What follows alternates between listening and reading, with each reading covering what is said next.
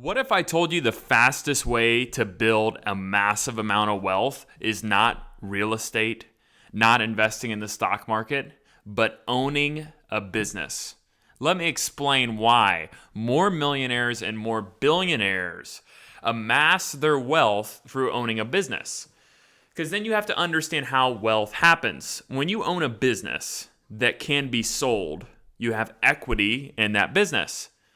So when you want to get out of that business, there's always somebody who's willing to buy that type of business for the given price. A lot of people don't think about that when they start a business. They say, I want to start a business in which I can make money. It's all about making money right now. But what they don't understand is the biggest secret is about making money down the road. That equity piece, when you want to retire, when you want to just get out of the business, is huge. So many people, they start a business and they say, hey, in 10 years, I'm going to sell this business down the road. They build it to sell. And what I talk about on my channel, and if you like business and you like how to start businesses, that type of content, hit like and subscribe, because today I have a really valuable piece of content about building equity and multiplying your wealth. Okay? So how do you multiply your wealth instead of just percentage increase it, right? If you invest in a rental property, your money's going to go up anywhere from 10 to 20% a year if you invest the right rental property. So it's percentage-wise increasing, okay? You invest in the stock market, you pick a stock, it goes up 10, 20%. You make 10, 20% on the money you invested. In a business, it's different.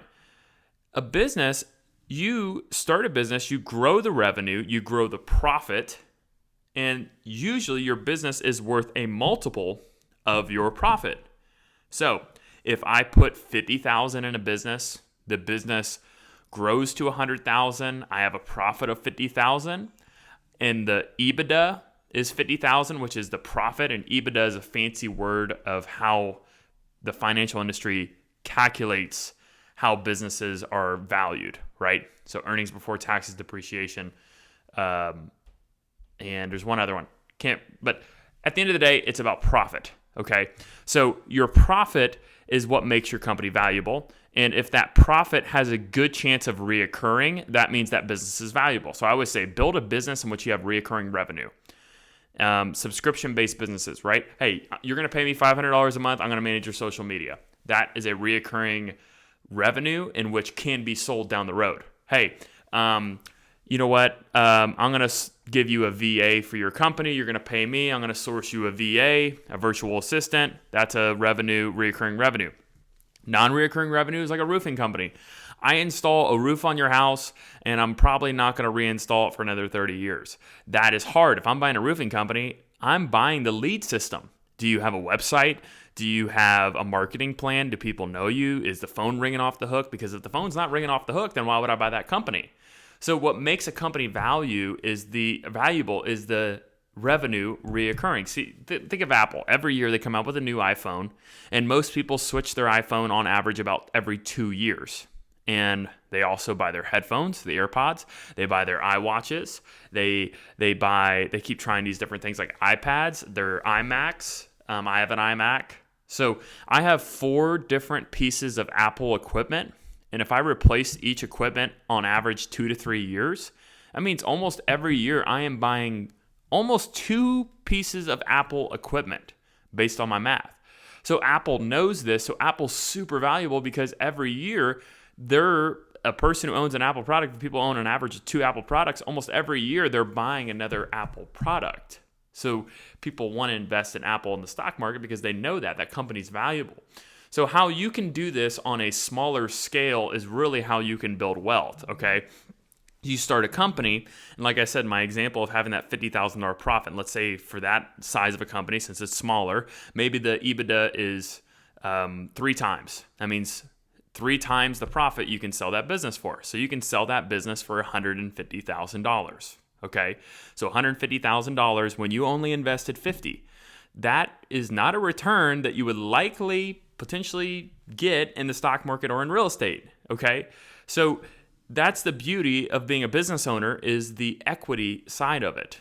I always tell my real estate buddies, I'm like, look, dude, you got to own a business in which the value can be sold. You keep investing in real estate, you're going to increase your wealth, but you're not going to multiply your wealth. Let's say that same person invested $50,000, they grow a business to $300,000, the profit's $200,000, it sells at a multiple of 3 times. That sells for $600,000 when they only put in 50, right? And if you want to fact check me on this, look up multiples of EBITDA for different business industries on Google, and you'll be surprised how much different businesses can be sold for. So find a business in which can be that you can start that has a decent multiple, grow the business, make it profitable, and then if you want to sell, you can sell. But the return on investment is huge, and it's been huge for me. My net worth has swelled over to over $1 million because of my business, because I'm able to sell my business for a multiple of the net income. Okay. And then I'm working on building other businesses in which I can do the same thing for. So my net worth continues to grow, not based on how much money I've invested. That's the cool thing. A lot of people say it takes money to make money. Well, it does. You cannot buy $1 million apartment complex unless you have at least 10, 15, 20% down, right? So you can't do that unless you have that money. Well, business, you can start a lot of businesses that I've reviewed on my channel with maybe $1,000, maybe $2,000. There's some that you could start with zero right now. You might have to pay a little bit of formation fees and a website fee, but you could really start those businesses with nothing. So you start a business with nothing, you work your tail off, you grow it, and then it's worth something from no investment other than your time. But if you're young and you're wanting to start a business, that's all you have in life. That's all you have is your time. So it is so smart to find a business that's sellable, find a business that's easily scalable. That means that you're not limited by the area in which you're doing that business. Let's provide an example, an ice cream shop. An ice cream shop in a small town can only sell so much ice cream, but it's limited by the small town buying that ice cream. Now you can have different franchises and you can grow that. That's okay, you could scale that, but that one ice cream shop, you should never want to start a business that is limiting your scalability. So if you have from the mindset on the beginning, hey, I'm going to scale different franchises of an ice cream shop, that's smarter because then you have different ice cream shops that are profit centers that can add back to profit, which can be sold for a multiple, okay?